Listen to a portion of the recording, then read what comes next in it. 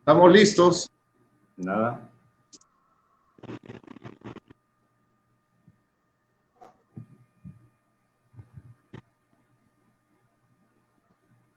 Este contenido no está disponible en este momento. Dice en vivo. Jonás, dice en vivo. Jonás, desactivar o abrir el compartir para todos. Que está solo a tus amigos. Voy a ver, lo voy a... Ok.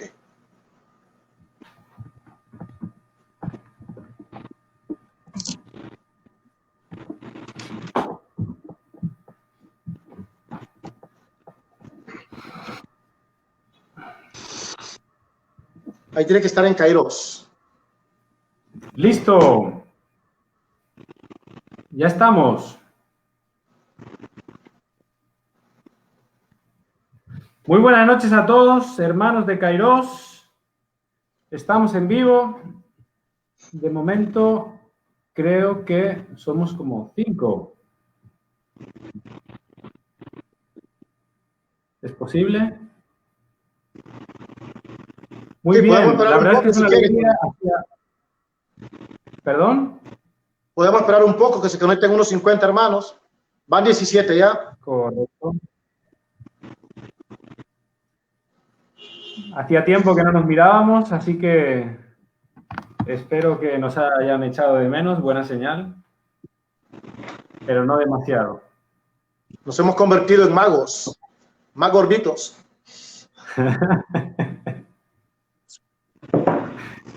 Esta me ha gustado. Listo, vamos 50 ya. Listo, comenzamos.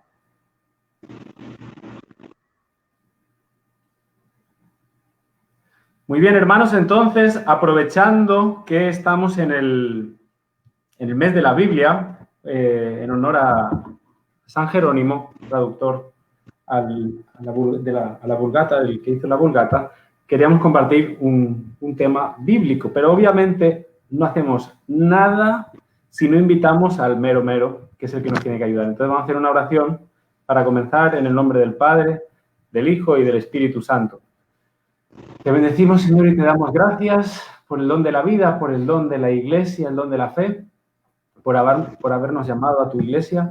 Te pedimos que derrames tu Espíritu Santo esta noche en todos nosotros, los que van a dar este tema y los que lo van a escuchar, para que lo que se hable aquí esta noche sea una palabra de esperanza y de ánimo y de aliento para todos nosotros.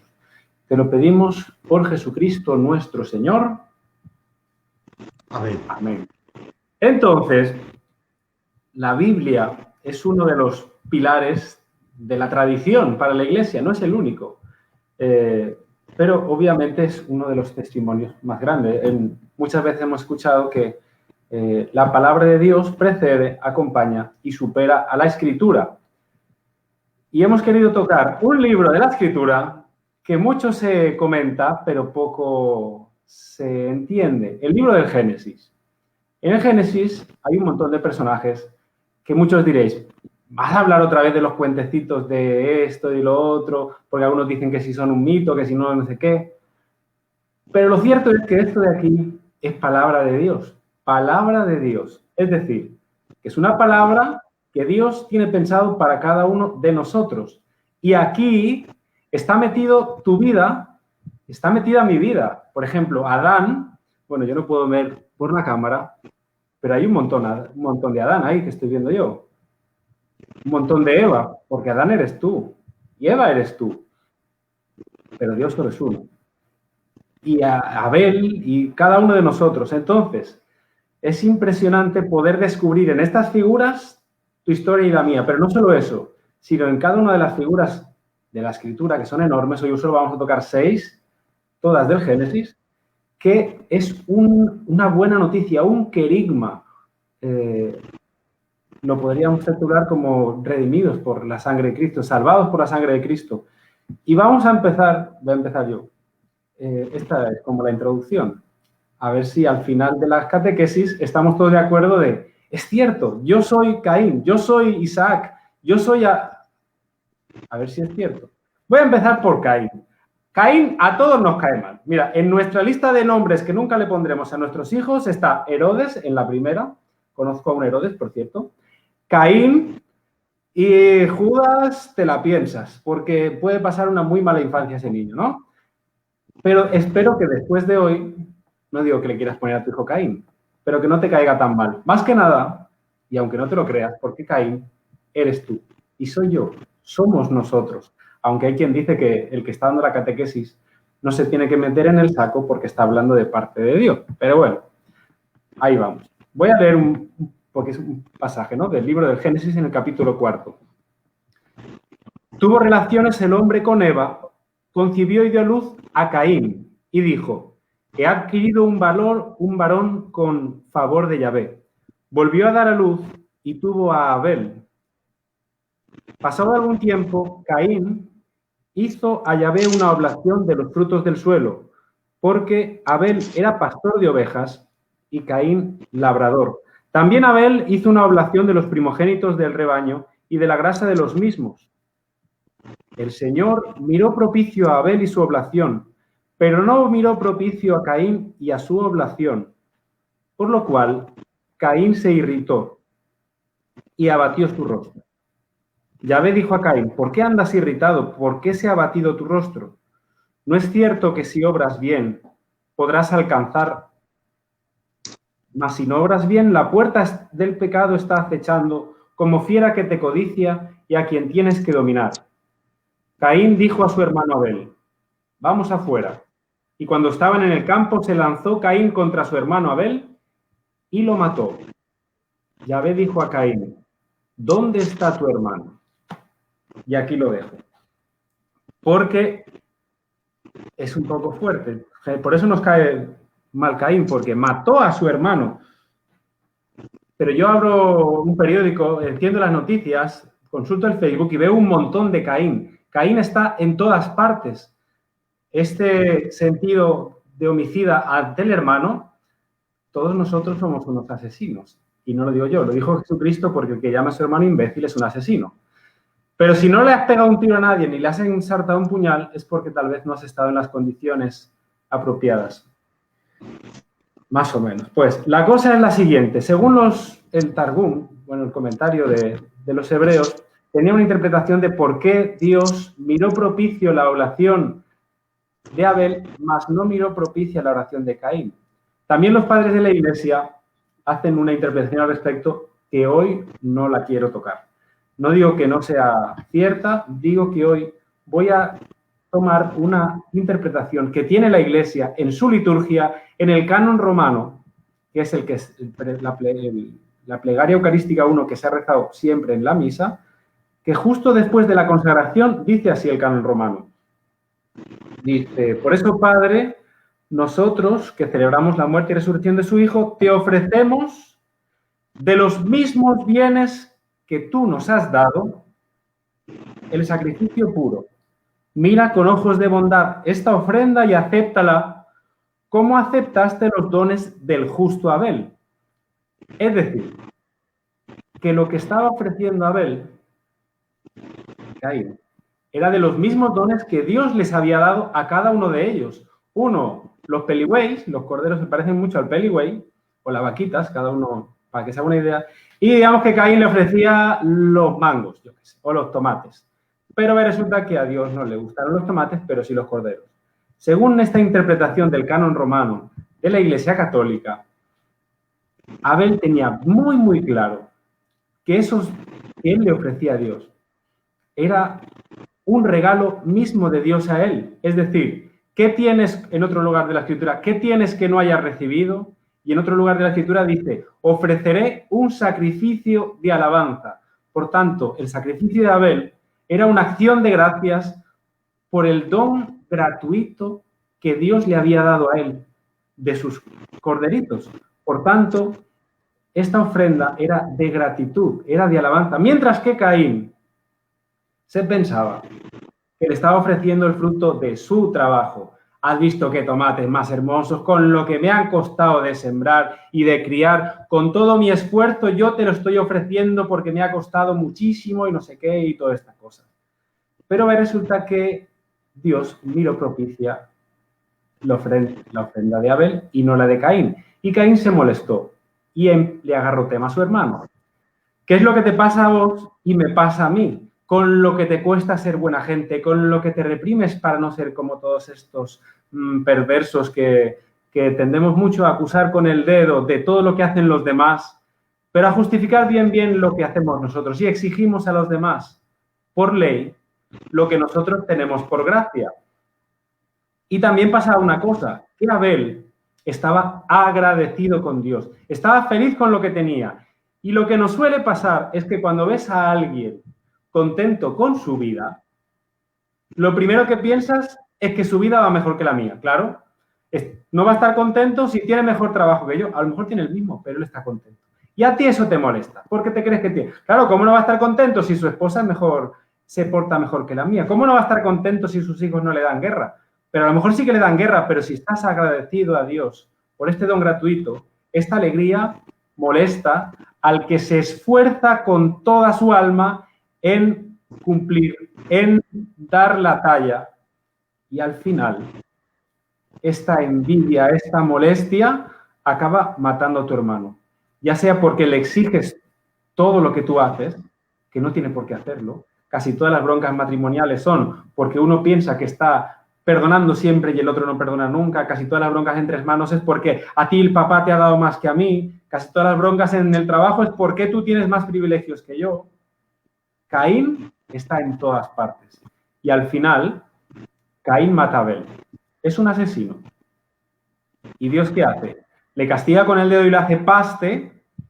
No. Dios lo llama, la verdad, impresionante con una pregunta. No le dice, que me he enterado, que eres un asesino. No. Le pregunta, Caín, ¿dónde está tu hermano? Lo pone frente a la verdad. Eso sí es saber corregir. El otro día que hablamos de la corrección, porque la idea de Dios siempre es la conversión. Detrás de la corrección siempre está la conversión. ¿Dónde está tu hermano? Claro, a nadie le gusta que le jinquen lo que no quiere que sepa. ¿A mí qué me preguntas? ¿Acaso yo soy el guarda de mi hermano? Y Dios le dice, mira, es que la sangre de Abel clama al cielo. Porque Abel es una víctima. Tal vez otro día hablamos del tema de las víctimas, pero es impresionante el sufrimiento de los inocentes, las víctimas, que podemos decir que han sido directamente redimidas por ser víctimas por la sangre de Cristo. Se han comportado como Cristo porque han absorbido el pecado del otro. Por tanto, son redimidas por Cristo. Pero lo que hace Dios con Caín son 3 movimientos. Lo voy a hacer rápido, pero esperemos que nos identifiquemos. Lo primero que dice es que lo maldice. Dios maldice a Caín. Y tú dirás, bueno, de momento no me gusta lo que está haciendo Dios con Caín. Pero lo que está haciendo Dios con Caín lo está purgando, de ahí la palabra purgatorio. Le está poniendo frente a su realidad, porque Dios es un Dios de misericordia, pero es un Dios de justicia. Y el juicio será con misericordia para que el que practicó la misericordia. Por tanto, lo maldice y le pone delante su pecado, porque la penitencia del pecado está en las mismas consecuencias del pecado. Si tú estás triste, si tú estás abatido, muy posiblemente sea por tus pecados que te pesan y que te molestan y no los quieres ver y cada vez que los escondes se te ponen delante y te los pone delante tu esposa, tu jefe.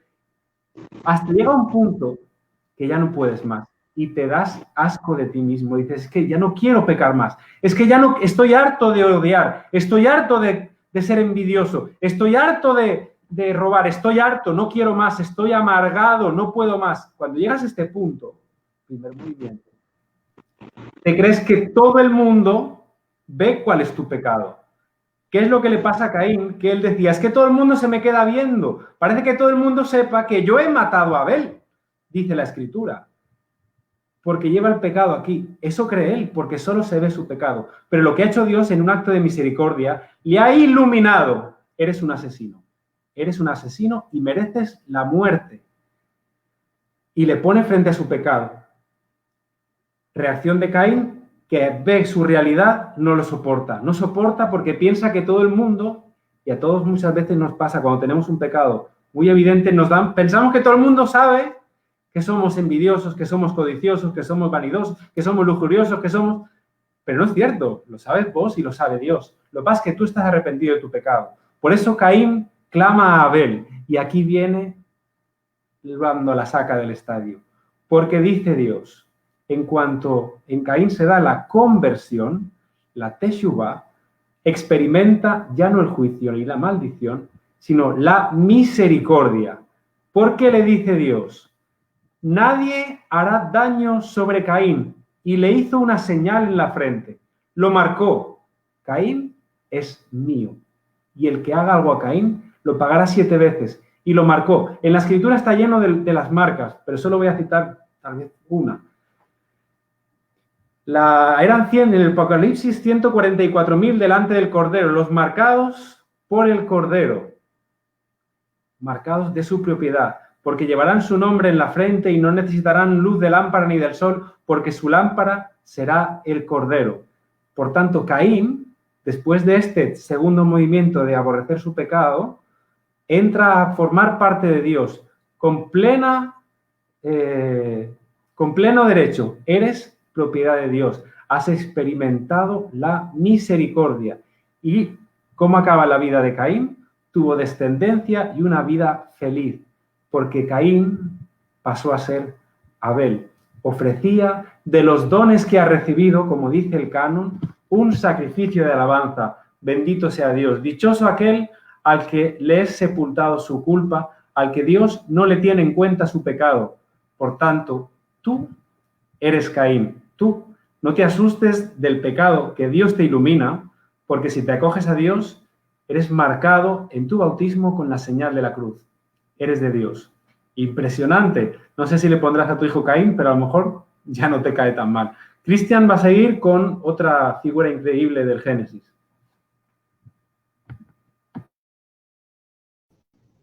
Gracias, Vicente. Pues a mí me toca hablar de otra figura bíblica que también nos vamos a sentir identificados, como es la figura de Noé. Noé es un personaje paradigmático, no solo con respecto al hombre, sino con toda la humanidad entera. Y es una contraposición con Adán, que mencionaba Adán al inicio, así rapidísimo. Vicente, sabemos que Adán ha sido expulsado del paraíso y ha cargado con una maldición. Pues con Noé, Dios vuelve a renovar la alianza y en lugar de maldecir, va a bendecirlo. También una cosa muy interesante, investigando un poquito acerca de la vida de Noé, es darnos cuenta lo que significa Noé. ¿Qué significa Noé? Y como dice Vicente, ahora a lo mejor más de alguno le va a querer poner a su hijo Noé, sabiendo el significado. Noé significa consolación. Pues Noé es la consolación de su padre, Lamet. Pero no solamente es la consolación de su padre, Lamet, sino también es la consolación de Dios frente a la humanidad que está pecando. Y yo quisiera un poquito ir comparando Noé con la figura de Cristo, porque más o menos eso es lo que queríamos y pretendemos con este tema, la figura bíblica y el querigma. Noé, así como es la consolación, significa consolación, también sabemos que Jesús significa Salvador.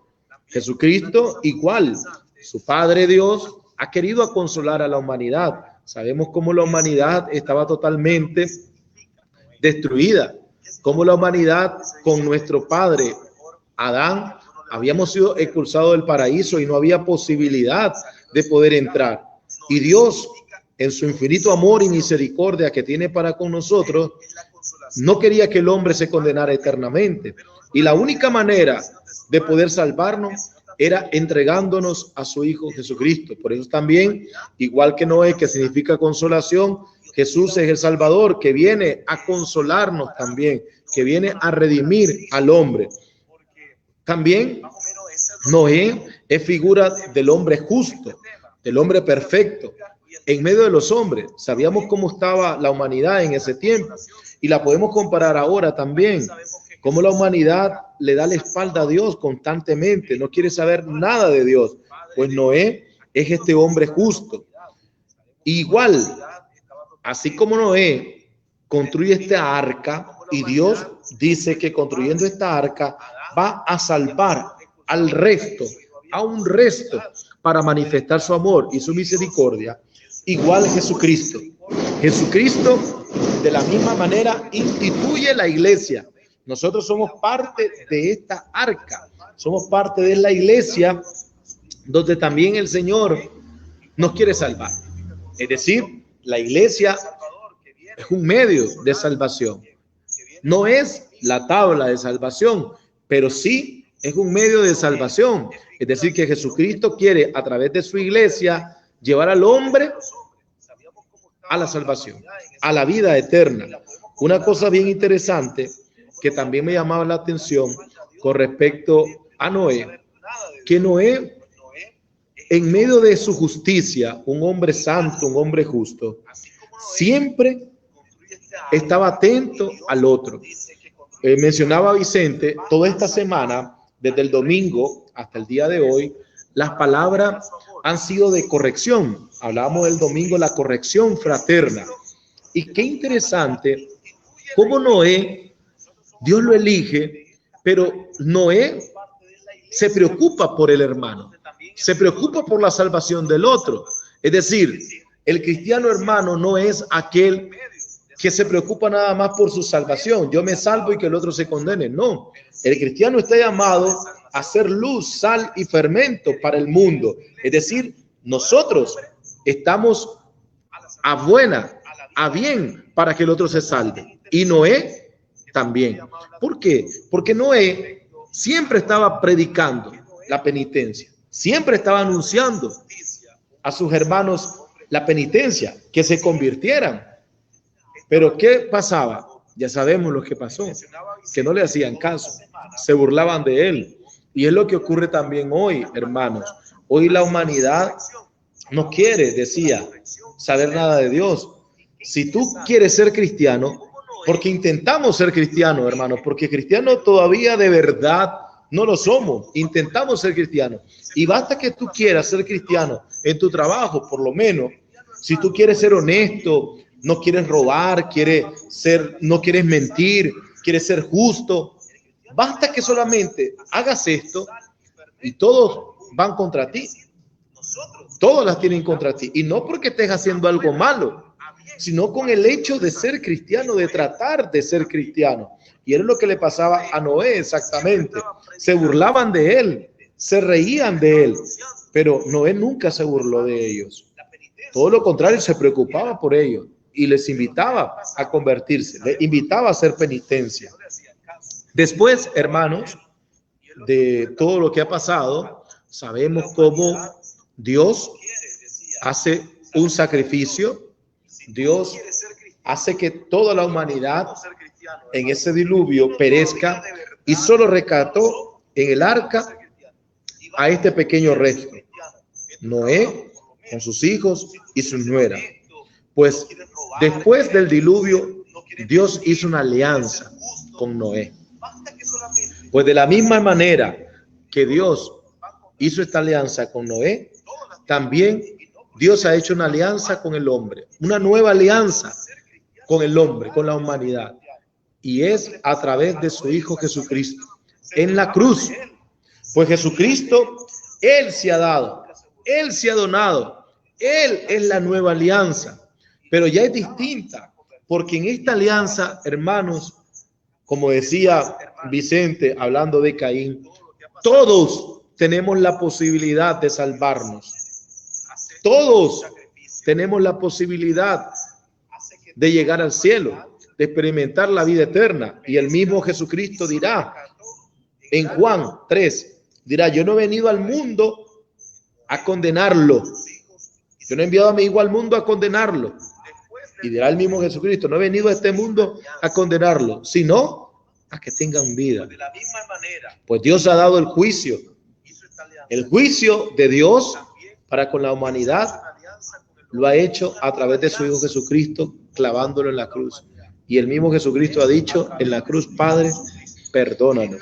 Pues esta alianza que ha hecho Dios a través de su Hijo Jesucristo es derramando la sangre de su Hijo por amor a nosotros, porque nos quiere, porque nos ama, porque no nos juzga ni nos condena.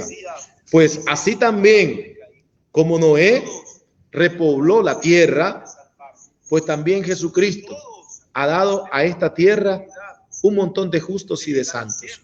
Nosotros estamos llamados, hermanos, a ser santos, a santos de verdad, hermanos. Pero lo mejor, cada vez que escuchamos la palabra santidad, pensamos que es ser impecable. Y no es eso, hermano. Hoy la santidad para nosotros es dejarnos amar, dejarnos seducir por el Señor, dejarnos de verdad querer, porque nos cuesta que los demás nos quieran. Pues yo he terminado con esta parte de Noé. Solo quiero concluir brevemente diciendo que así como Noé también fue ultrajado, una parte que se me estaba quedando, Noé fue ultrajado por su hijo, Can. Pues así también Jesucristo fue ultrajado en la cruz por todos los judíos. ¿Y qué ha hecho Jesucristo? Perdonarnos. Eso es lo que ha hecho Jesucristo con nosotros. Nosotros lo hemos clavado, nosotros lo hemos matado y Jesucristo nos perdona. Pues hoy, hermano, yo espero que te sientas de verdad querido por el Señor, que te sientas perdonado por Él, que verdaderamente todos somos ese Noé, todos somos ese Noé que el Señor quiere hacer una alianza. Ahora les dejo a Carlos, que nos va a hablar de otra figura bíblica. Si no me equivoco, va a hablar de Abraham.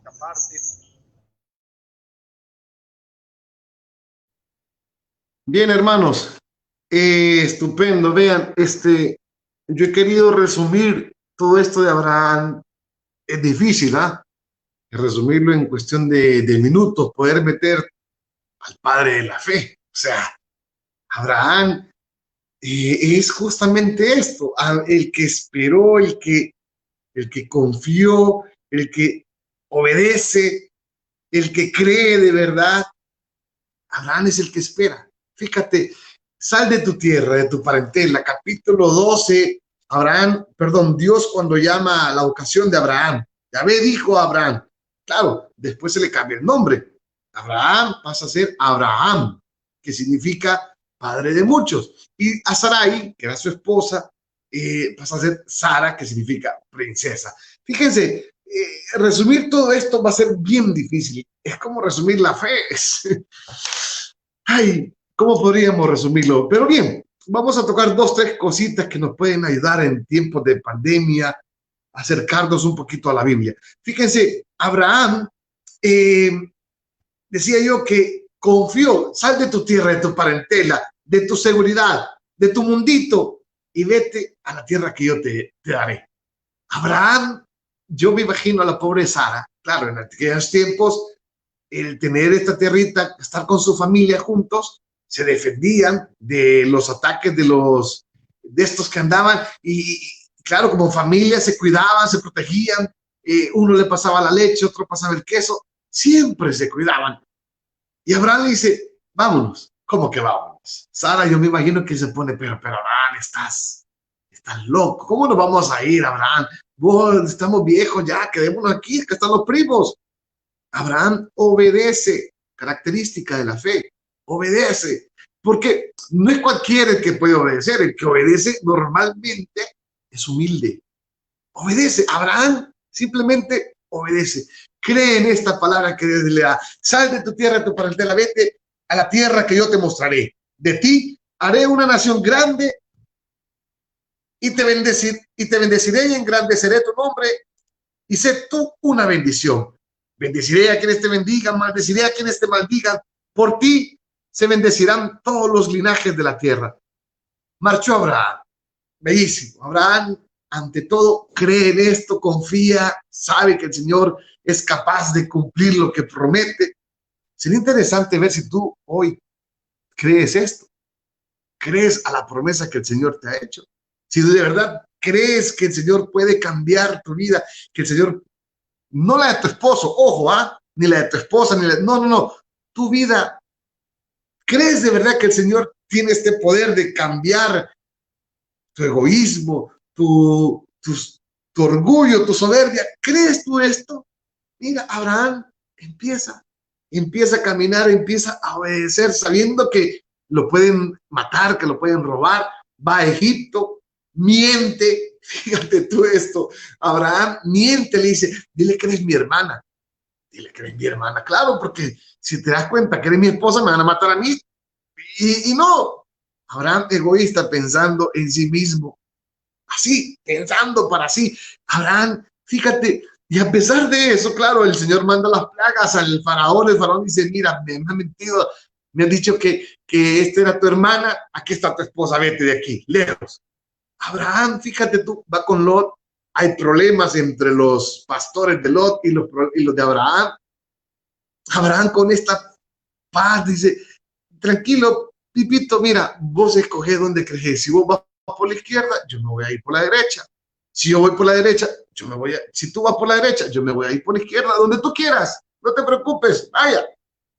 Lot escoge ir al lado de Sodoma, que se miraba verde, que se miraba esto bellísimo, y Lot agarra para el otro lado, bellísimo, porque Abraham sigue confiando en el Señor, esperando, cree a esta palabra que el Señor le ha dado. Sal de tu tierra, de tu seguridad, de tu mundito. Que sería interesante ver si tú estás dispuesto a salir de tu capacidad, de tu intelectual, sería interesante ver si tú estás seguro, estarías dispuesto a arriesgar tu trabajito, tu seguridad, por seguir al Señor. Sería interesante, fíjate tú, que seguir al Señor no es que ahora todos van a ser monjas y todos van a ser curas, no, hombre, no, Dios es el que llama. Dios es el que llama a quien Él le da la regalada gana. Y fíjate tú, Sara y Abraham eran, pues sí, secos, no tenían vida, no daban vida, eran como tú y como yo, así. Fíjate tú, ¿quién puede dar un peso por ti o por mí? ¿Quién? Y sin embargo el Señor, fíjate tú, se vale de esta sequedad donde no hay vida, donde hay muerte. Sara ya adulta, Abraham de 90 y pico de años, pero ya estamos chochando, ya está viejo. Abraham, concebirás un hijo y te daré una tierra. Claro, Abraham le dice, pero Señor, te he obedecido y mira, es el día, hasta el día de hoy, y no me has dado nada. Un empleado, uno de estos me va a heredar. Abraham, como es muy inteligente, como muchos de nosotros, hace lo que Sara, su mujer, le dice, mira, acá está Agar, toma Agar. Si el Señor te ha dado un hijo, no sé cuánto, pues toma, mira, acá está Agar, la empleada. Abraham hace lo que su razoncita, lo que su cabecita, así le dice, haz esto.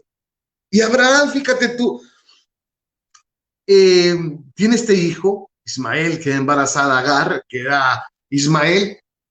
Abraham pues contento y todo lo demás, pero no es ese el hijo de la promesa. No fue eso lo que yo te dije.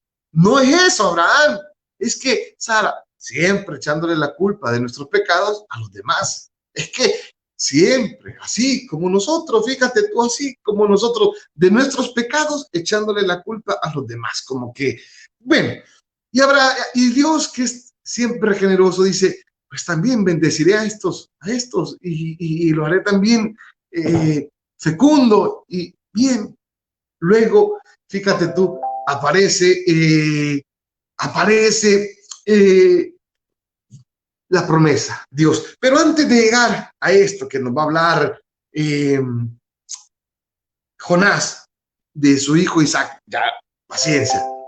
Algo que quiero decir de Abraham. Fíjense ustedes, Abraham, padre de la esperanza, de la fe. Abraham, Dios que se revela a Abraham, el Dios que se revela a Abraham, es el Dios que salva, es el Dios que hace salir de la desesperación, es el Dios que hace, que nos saca de la muerte, es el Dios que llama a la vida. La historia de Abraham, toda la historia, que es bellísima, toda la historia de Abraham se convierte en un himno al Dios que libera, al Dios que regenera todo, que se hace una profecía. Toda la historia de Abraham, fíjense ustedes, capítulos desde el 12 podemos empezar y vamos hablando de Abraham y vamos hablando de Abraham hasta, si ustedes quieren, hasta el 25, 24, que más o menos estamos terminando y empieza ya Isaac. Es bellísimo. Abraham, padre en la fe, sal de tu tierra, de tu seguridad, de tu mundito y empieza a confiar en Dios. Justamente empieza a confiar en Dios, que Dios es. Dice, tú serás, dice, yo seré tu Dios, tú serás mi pueblo. Mira, mira, sal afuera, cuenta las estrellas del cielo, mira las arenas del mar. Así será tu descendencia. Abraham cree, Abraham confía, Abraham espera. Abraham ante todo espera en el Señor. Sería interesante ver si tú hoy estás esperando en el Señor, de verdad, si de verdad estás entrando en este misterio de la fe, estás aprendiendo a escuchar la voz de Dios que dice, sígueme, sígueme, pero si ya estoy viejo, si ya no sé qué, ya no sé cuánto, o a lo mejor déjame terminar mis estudios y termino la universidad y después me pongo al servicio voy a cantar y no sé cuánto. Sígueme hoy, sígueme, sígueme. Y mira, yo te digo, todo lo que el Señor hace, lo hace bien, muy bien. Pues ojalá, hermanos, que podamos tener esta idea de Abraham, padre de la fe, que algún día, ojalá pudiéramos también tener la fe de Abraham. No estoy diciendo el café, no, la fe, la esperanza, que pudiéramos de verdad fiarnos del Señor, confiar en el Señor, que vale la pena, hermanos, vale la pena, porque el Señor de lo que no es, hace, de la muerte, saca la vida. Ánimo, que Jonás nos hable de Isaac, que también tenemos uno Isaac, también ahí nosotros tenemos este diosecito que nos hacemos, pero mejor que lo hable Jonás. Ánimo. Bien, hermanos, estamos acostumbrados a escuchar a Abraham. Esto lo hemos escuchado casi toda nuestra vida, esta figura. Pero ¿qué podríamos decir de Isaac? Es el que está del otro lado, ¿no? Siempre Abraham es aquel que sale, el que escucha la voz, que pide un hijo, al que se le da un hijo, al que luego se le pide que lo sacrifique y que luego entra en ese misterio, ¿no? De sufrimiento también. Pero ¿qué pasa con Isaac? ¿Alguna vez se han puesto a pensar qué pensaba Isaac de todo esto? O sea, no era sencillamente solo un instrumento o era alguien que tenía que estar ahí y ya.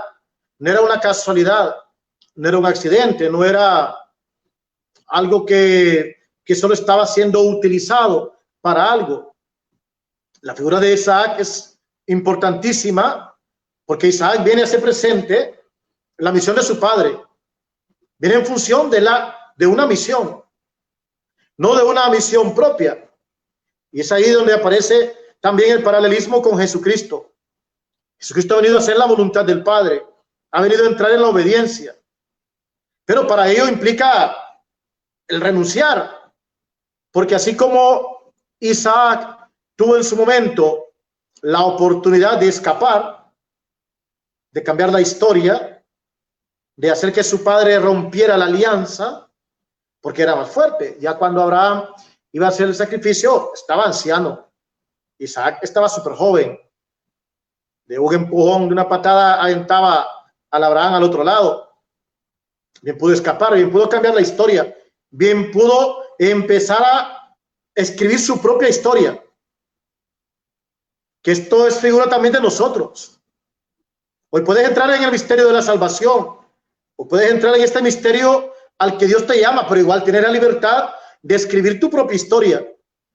Y ahí te la puedes jugar. Igual Jesucristo tuvo la oportunidad, tenía una voluntad también. En la libertad tenía una voluntad humana donde podía decir no. Aquí me quieren hacer rey, ya soy famoso, puedo multiplicar los panes, puedo resucitar muertos, puedo caminar sobre las aguas. Qué genial, ¿no? ¿qué más da? No hago ningún mal. Y podría haber entrado en esta propuesta del mundo, de la gente, de hacerlo rey. Pero ni Isaac ni Jesucristo quisieron romper la alianza con Dios. Sabía que había algo mucho más profundo, había algo mucho más trascendental que quedarse acá y hacer nuestra propia historia. Hoy cada uno de nosotros también, ¿qué estás pasando? ¿Qué sufrimiento estás pasando? ¿Qué cosas no comprendes en tu vida? Imagínate a Isaac. Imagínate. Tiene un padre que le ama, que da la vida por él. Y de repente le dice, mira, vamos por ahí. Vamos a traer un poco de leña, vamos a hacer un poco de sacrificio. Isaac no es tonto, sabe que iban subiendo, a los sirvientes los dejan ahí esperando abajo, y empieza Isaac a cargar con la leña. Llega un momento en que Isaac ve a su padre, ve la leña, se ve él, y dice, papá, llevamos la leña, pero falta el sacrificio, falta el cordero. Imagínate también la contraparte, ¿no? A Abraham, cómo el corazón seguramente se le partía en 1000 pedazos. Iba a matar a su hijo. Una cosa que le hubieran dicho a Abraham, mira, sacrifícame a tu suegra. Así, señor, con mucho gusto. Obediencia ante todo. Es fácil. Pero le han dicho, sacrifícame a tu hijo. Entrégame a Isaac, al único. Isaac también era único, como Jesucristo. El único en quien me complazco, dice la voz que aparece en medio de la nube, hablando de Jesucristo, ¿no? Este es mi hijo, en quien me complazco, escuchadle. También Abraham se complacía en Isaac. Isaac no se interpone entre la misión de Dios con su padre, porque sabe que incluso su propia vida es parte de esta alianza de Dios con su padre, con su familia. Tu vida también es parte de una alianza de Dios, con tu familia, con tu comunidad, con la iglesia. Tu historia es parte de una alianza. No puedes independizarte, no puedes llevar la vida por tu instinto, por tu estómago, por lo que piensas, por lo que el mundo podría ofrecerte. Isaac en ningún momento pone en peligro la misión. Todo lo contrario, calla. Hay cosas que no las comprendía. No había un cordero. Y entre más subía, empieza a tener la intuición que el cordero era él. Llega al lugar y efectivamente Abraham ahí lo acuesta como para ofrecerlo en el altar del sacrificio. Isaac, que no quiere romper este proyecto eterno de Dios, no quiere que su padre al final, por un afecto o por miedo propio, rompa la alianza, que es muchas veces por lo que rompemos la alianza, ¿no? Por un afecto. ¿Cuántos están rompiendo la alianza por un afecto? ¿Cuántos han roto la alianza matrimonial por un afecto, por otra mujer, o por incluso por su propia familia? Que a su madre no le gusta a su marido, que a su padre no le gusta a su mujer, o por los propios hijos. Parece que están casados con sus hijos, más que con su esposo. Y lo otro por temor a la cruz, por temor a sufrir. También está este peligro de romper la alianza por el temor a la cruz. Isaac es consciente de esto. Dice, Padre, ¿a qué edad? Átame, átame. Pero átame fuerte. No sea que por el miedo me resista y no sea válido tu sacrificio. Y los dos seamos rechazados. Él se incluye. No sea válido tu sacrificio. Sabía que había una historia que pasaba por la vida de su padre, pero sabía que esa historia que pasaba por la vida de su padre también lo incluía. Para posiblemente no sea válido tu sacrificio y los dos seamos rechazados. Esta misma imagen de la cruz la lleva Jesucristo cargando este leño, cargando la cruz. Jesucristo, antes de ir a orar a solas al Getsemaní, también le dice a sus apóstoles, espérenme que ya regreso. Como Abraham, Isaac le dice a su sirviente. Luego Jesucristo sube también cargando la cruz, cargándola. Sabía que él era el Cordero. Ya lo había dicho Juan en su momento. Este era el Cordero de Dios que quita el pecado del mundo. Jesucristo tampoco quería romper la alianza de su Padre. No había manera. En la transfiguración había aparecido la ley y los profetas, Moisés y Elías. Ni la ley ni los profetas habían logrado hasta ese momento la conversión. No había manera, al mundo no le interesaba ni la ley ni el anuncio de los profetas. Se pasaron la ley por donde les dio la gana y a los profetas los mataron. No había otra manera de salvar al mundo más que este Cordero llevado al matadero. Y es Cristo quien sube con la cruz, es Cristo que descubre que no hay otra manera que amando, solo así podía salvar al mundo. Si se hubiera visto a sí mismo, estuviéramos todavía en esclavitud. Así como posiblemente te estés viendo a ti mismo. No hay otra manera, ni la ley, ni la razón, ni psicologías, ni dinero. Nada podrá salvar tu matrimonio más que amar, más que entres en el amor, más que entres en este misterio de la cruz. Porque ahí aparecerá el Señor. Y Jesucristo toma también este leño, la cruz. Y también Jesucristo vive la piedad. Isaac es atado, Jesucristo es clavado en la cruz. Isaac es perdonado, porque ya aparece enredado al fondo también un cordero, que ya prefiguraba al mismo Jesucristo. Era Jesucristo quien entraría en la muerte. Isaac es devuelto a su padre en obediencia y en la libertad. Ya no habrá esta idolatría, este afecto desordenado que Abraham tenía con Isaac. Isaac le es devuelto a Abraham en la libertad, donde Dios ha sido puesto como primero. Jesucristo también es resucitado de la muerte, ha vencido la muerte, pero primero ha entrado en la obediencia. Quien obedece no se equivoca. Quien entra en este misterio por amor al cielo, por amor a Dios, Dios le levanta. Por eso Dios le resucitó, dice San Pablo, y le dio el nombre sobre todo nombre. De modo que ante el nombre de Jesucristo toda rodilla se doble en el cielo y en la tierra. Este es el parentesco que hay entre Isaac y Jesucristo. Hijos únicos que han entrado en este sacrificio, condenados de una manera inocente. Así como fue condenado inocente Isaac, así también Jesucristo fue condenado de una manera inocente. Y los dos, por obediencia, los dos que han nacido de una imposibilidad, de la esterilidad de Sara y de la virginidad de la Virgen María, estos dos que han nacido por un anuncio del ángel, han entrado en este misterio de salvación por una simple razón: la obediencia.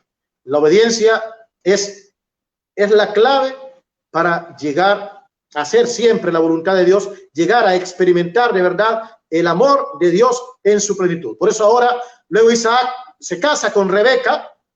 Rebeca le da hijos, le da justo unos mellizos, y justo vamos a hablar de uno de ellos, de Jacob. Dejamos a Jorge, que está ahí desde Colombia, en su casa de vacaciones, que nos va a hablar un poco sobre Jacob. Bueno, Luis Elvir.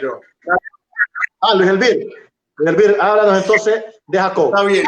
Lo que pasa es que pasó el problema de la elección de Isaac. Que el problema de Jacob es que, bueno, es interesante porque me he puesto a leer en este tiempo un poco, y la forma de endulzar a Jacob es terrible. Jacob era un tramposo, eso era. Un desgraciado tramposo. Uno que ha nacido desde el vientre de su madre agarrándole los talones a su hermano Esaú. Y que después, viendo cómo su mamá le quería tanto, porque siempre se aprovechó de que la mamá lo quería mucho, y la mamá tenía un proyecto porque lo quería más, entonces le roba la primogenitura y empieza a ser primero. Y su hermano le vende la primogenitura por nada más y nada menos que era un plato de lentejas. No sabemos qué le puso al plato de lentejas para que el pobre Esaú, no sé qué fue lo que le puso, qué salsa roja especial, picante, como los que le gustan las alitas picantes, le puso el Jacob a la comida para que su hermano le vendiera la primogenitura, que no significaba cualquier cosa. Era dejar de ser primero para que su hermano tomara su lugar. Y después no solo eso, el muy ladrón le robó la bendición, que no significaba cualquier cosa. Es que era robarle la bendición que Dios le había dado incluso a su abuelo Abraham y a su papá Isaac. O sea, el tipo tuvo que huir porque su hermano lo quería matar cuando había visto lo que le había hecho su hermano. Y miren qué interesante que Dios, en medio de aquel huir, mientras dormía en el desierto y se dormía sobre una piedra, como alguna almohada que le ha tocado a alguno, Dios le permite ver cómo los ángeles bajaban del cielo. La escala de Jacob en medio del desierto.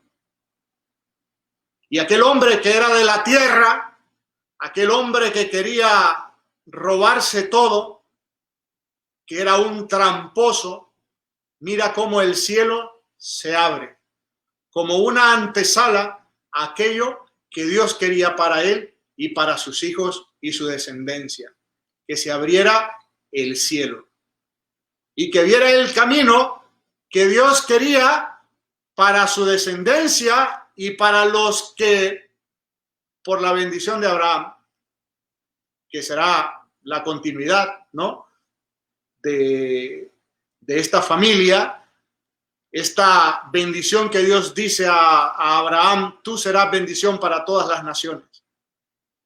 En Jacob se vislumbra lo que Cristo va a hacer para la humanidad entera. Y aquel hombre que Dios había permitido que su padre, que de su boca lo mandara a buscar una mujer, una que le diera la descendencia que Dios había prometido, como Cristo ha sido enviado por Dios Padre a buscar a la humanidad para casarse con ella como el verdadero esposo. Así, Jacob encuentra una mujer que le va a costar mucho, que le va a costar años de trabajo para Labán, pero que como era un tramposo y un buen negociante, se quedó con casi toda la descendencia de su ganado porque era bueno para hacer negocios, ¿verdad? Y sabía cuándo iban a hacer lo que a él le convenía. Cuando ya todo mundo estaba en su contra, Dios se encuentra con él y va a luchar con él. Cuando él está solo, como cuando nosotros estamos solos, que Dios viene a luchar con nosotros, a tocar nuestra vida, a tocar nuestra debilidad. Y Dios luchando con este hombre, con Jacob,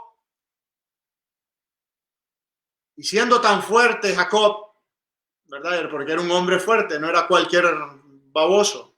¿Ah? Se ha aprendido del que era fuerte, porque sabía que había una cosa más que robar. Y le roba la bendición a Dios. Le dice: no te soltaré hasta que me bendigas. Y Dios lo bendecirá y le dará otro nombre: Israel, fuerte con Dios. Se ha robado la compañía de Dios para siempre, para él y para su descendencia, para las 12 tribus de Israel, para Jesucristo, su descendencia, que será para nosotros también la continuidad de esta bendición de Dios sobre la humanidad entera. Y que será extendido como las 12 tribus, los 12 hijos de Israel, en la iglesia, en los 12 apóstoles, en nosotros, el pueblo de Dios. Puede Dios escoger un tramposo, un ladrón, un negociante con trampas. Puede Dios agarrar un corrupto y hacerlo su elegido y además su hijo. Pregúntenle a Jacob. Te dejo, Jorge. Seguimos. Bien, la figura que yo voy a tocar es la figura de José. De los patriarcas, como han dicho ya los muchachos, quizá José es el más puro, el más santo de todos, y tiene muchísima semejanza con San José, el esposo de la Virgen María, y obviamente también con Jesucristo. José es el hijo número 11 de Jacob, es el hijo que le nace en su vejez, es el hijo que más quiere en su momento, y los hermanos sienten muchísima envidia de él. Y aquí es donde empieza la semejanza entre José y nosotros, porque el querigma básicamente es preguntarse cómo se puede cumplir esta figura, cómo se puede cumplir esto que nosotros hemos escuchado, esto que nosotros leemos en nuestra vida. José era ingenuo, José era muy puro y no detecta la envidia de sus hermanos y es vendido, pero no guarda rencor. Tiene muy buena suerte porque llega a casa de un principal egipcio, Putifar, y está trabajando y trabaja muy bien. La mujer de este egipcio se enamora, bueno, si se le puede llamar enamorar, se encapricha pues de José y le pone una trampa para hacerlo caer, para que traicione a su señor, para que se acueste con ella, para seducirlo. Y José, en un acto de hombría supremo, rechaza la oferta de la mujer. Pero esta mujer, que era malvada y ya le tenía toda una trampa tendida, lo acusa. Obviamente era la palabra de la esposa de Putifar contra la palabra de un esclavo. Y José es castigado. José tiene una sentencia que es prácticamente de muerte, es mandado a los calabozos, que eso lo podemos leer desde el capítulo 37 del Génesis para arriba. Pero José no se defiende. José no pone 20.000 excusas, no, José acepta, entra en la historia. Ya tenía una vida muy sufrida, porque ya que te vendan tus hermanos, que te traicionen, que te rechacen, ya eso es muy complicado. Está acostumbrado al sufrimiento. No es que el cristianismo se trate de que vamos a sufrir eternamente y vamos a estar eternamente resignados, no, pero es lo que decía uno de los muchachos, entrar en la historia, lo que decía Jonás, entrar en la historia, entrar en este sacrificio, entrar en el momento de Dios, en el tiempo de Dios. José entra, hace un descendimiento profundo, porque están los calabozos junto con el copero y el panadero del reino. Y el Señor empieza a elevarlo de una manera vertiginosa, por así decirlo, a tal punto que después de interpretarle los sueños al rey, que es el de las vacas gordas y las vacas flacas, el faraón, el faraón lo nombra el segundo del reino.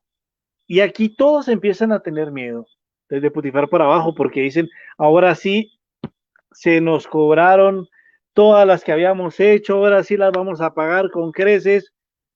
Y es aquí donde viene una analogía muy propia de nosotros. ¿Qué haríamos si tuviéramos oportunidad de cobrar las ofensas hechas? ¿Qué haríamos nosotros si tuviéramos en nuestras manos a nuestros enemigos, a los que nos han ofendido, los que nos han hecho mal, los que nos han difamado, los que nos han vendido, los que nos han traicionado? ¿Qué haríamos nosotros? José actuó con rectitud, porque era un hombre justo, porque era un hombre con un corazón puro, con un corazón que temía al Señor, temía al Señor. Esta palabra es muy importante porque es muy utilizada en esta figura. José temía al Señor. ¿Y qué significa ese temor del Señor? ¿Tenerle miedo, tenerle pánico? No. Temer perder su amor por una acción incorrecta mía. José tenía pánico de perder el amor de Dios por una mala acción. Por eso siempre actuaba con justicia, actuaba con misericordia. Porque En el momento que el pueblo empieza a pasar hambre, que ya viene las vacas flacas, después de que pasó la gran abundancia, sus hermanos, su casa también empiezan a pasar hambre.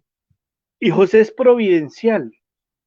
Él quizá no lo había notado hasta ese momento, pero desde que llegó a Egipto era providencial para rescatar a toda aquella región de la hambruna. Y cuando llegan sus hermanos, puede vengarse, puede hacerlos matar, puede hacerlos meter como esclavos, puede venderlos, torturarlos, puede hacer lo que le dé la gana. Es el segundo del reino. O sea, después del faraón venía él, estaba por encima de todos los generales, o sea, él podía disponer de todos los bienes. Los hace sufrir un poquito, sí, con que les mete las copas cuando les da el trigo, pero es básicamente para acercarse más a sus hermanos, preguntar por su padre y se entera que tiene un hermano menor. Y en el momento determinante, en el momento crucial de la historia, José no se venga. Y aquí viene la parte que nos interesa a nosotros como querigma, porque a final de cuentas nuestra misión es anunciar a Jesucristo. Hermanos, cuando nosotros sufrimos, pensamos que en el fondo somos los únicos. O si no pensamos que somos los únicos, si nos imaginamos o suponemos que nuestro sufrimiento es el más importante de todos. Y es una cosa muy natural, porque es que es mi sufrimiento. ¿Cuál es el problema con esto? Que cuando yo creo que soy la única persona que sufre o que mi sufrimiento es el único, pues el sufrimiento del otro no me interesa. Soy incapaz de mirar al otro. Soy incapaz de dar un salto de fe y preocuparme por la vida del otro de una manera realmente profunda. Porque preocuparme de los problemas de mi familia, mi mamá, mis hermanos, mis amigos, mis compañeros del seminario, pues es normal porque tengo un vínculo con ellos. Pero ya, por ejemplo, preocuparme de si mi enemigo está sufriendo o no está sufriendo, de si se condena o no se condena, pues ya no me interesa, porque es que yo estoy sufriendo y es por culpa de él, es por culpa de ella. Así como veíamos en Caín, es tan normal echarle la culpa al otro, es tan normal proyectar nuestro sufrimiento o nuestras desgracias en otra persona, que sufrimos la envidia y no nos hemos dado cuenta un montón de veces. Tú no tienes a alguien que no soportes y que le busques todos los defectos posibles y que hables mal de ella y que en el fondo quisieras destruirla. Eso se llama envidia.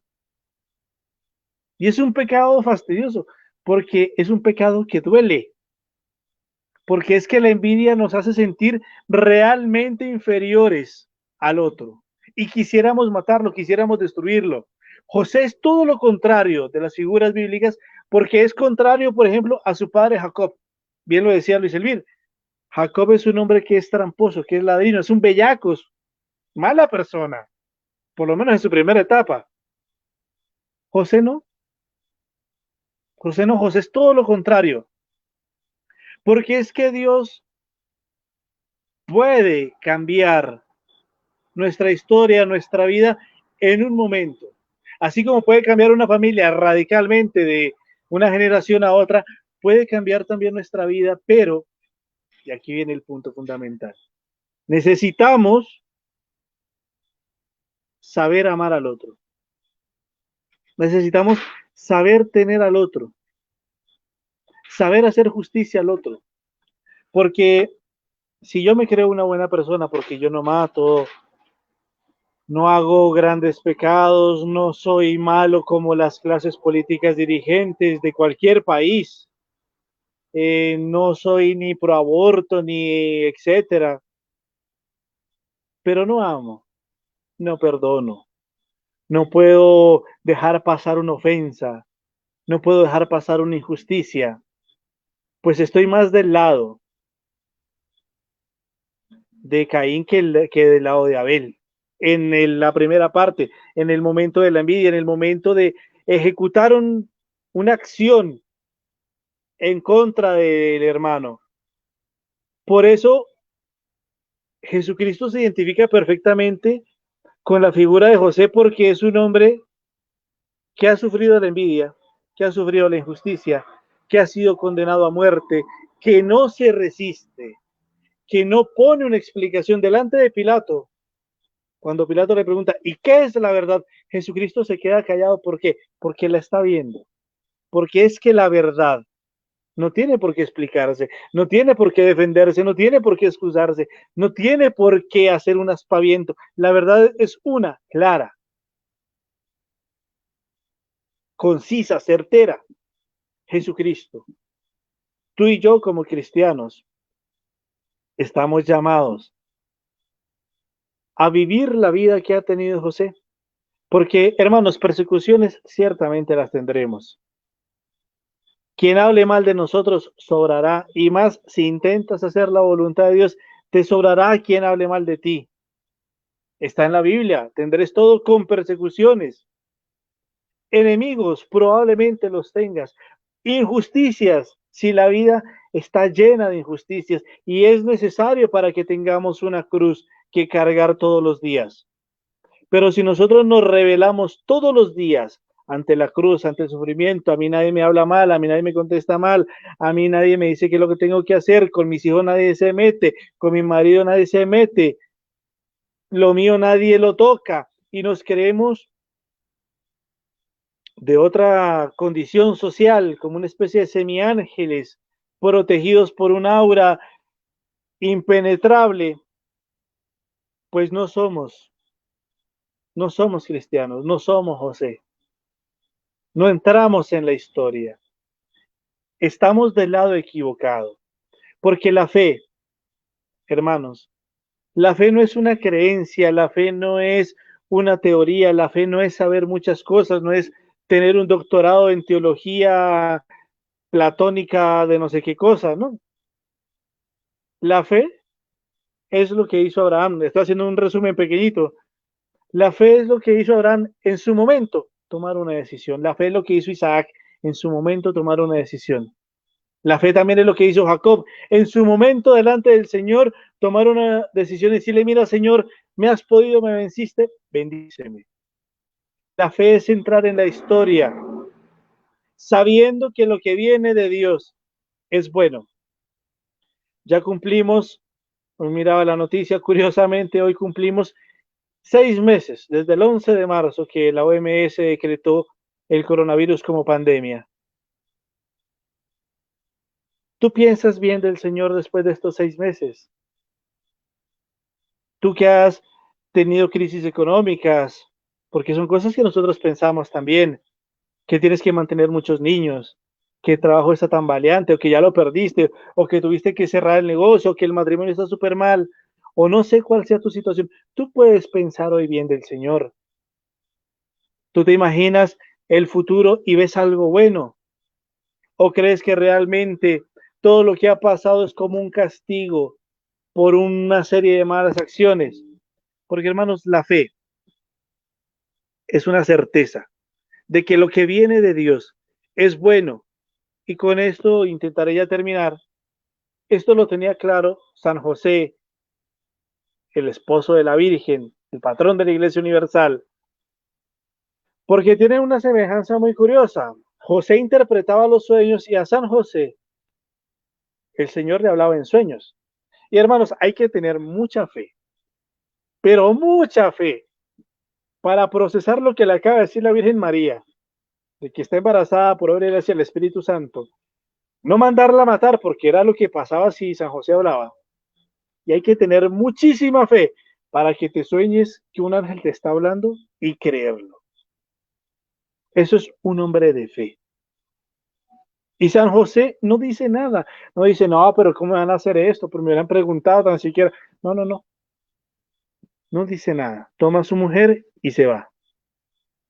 Después, en sueño recibe que tiene que bajar a Egipto y no pregunta nada, pero si ya la cosa era difícil, la pone más peluda, ¿no? Agarra a su niño y se va.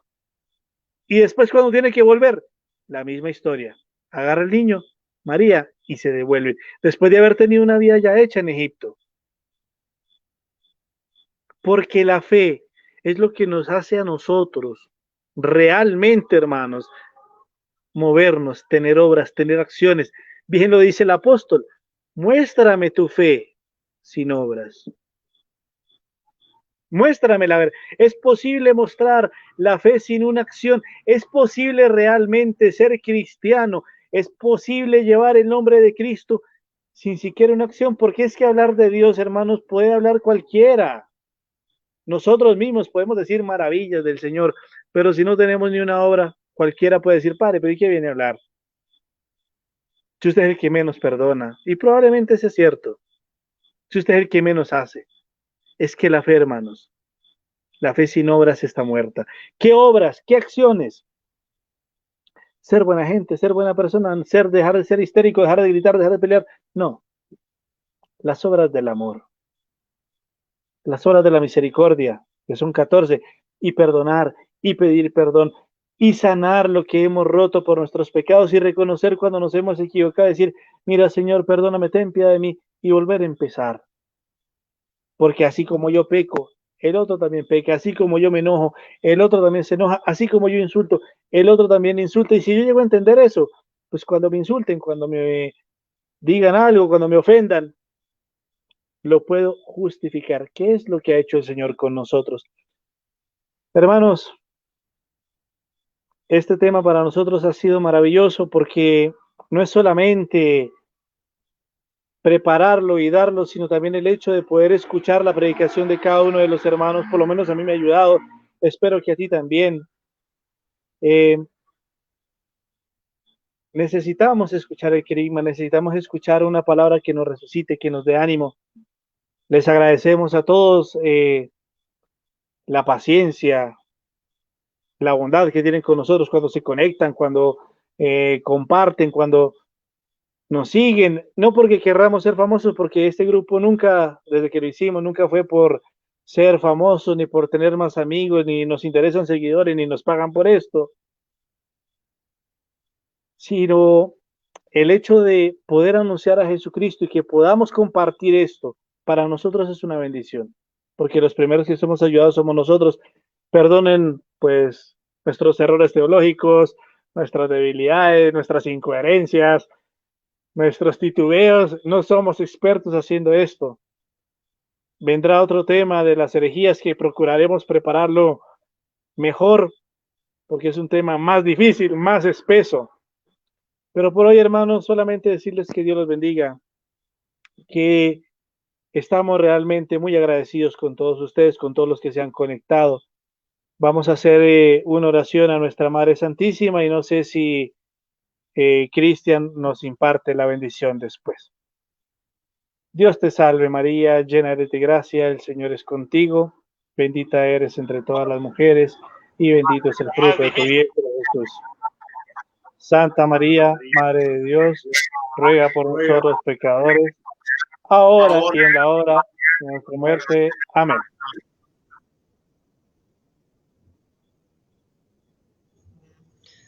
El Señor esté con ustedes. Y con tu espíritu. La bendición de Dios Todopoderoso, Padre, Hijo y Espíritu Santo, descienda sobre cada uno de ustedes y permanezca para siempre. Amén. Amén. Buenas noches. Buenas noches. Buenas Buenas noches, noches. hermanos. Buenas noches. Recen por Nos nosotros. vemos, nos vemos. Ánimo, hágale. Ojalá pronto nos tomemos un café. Somos Kairos. Somos Kairos. Somos Kairos. Somos Kairos.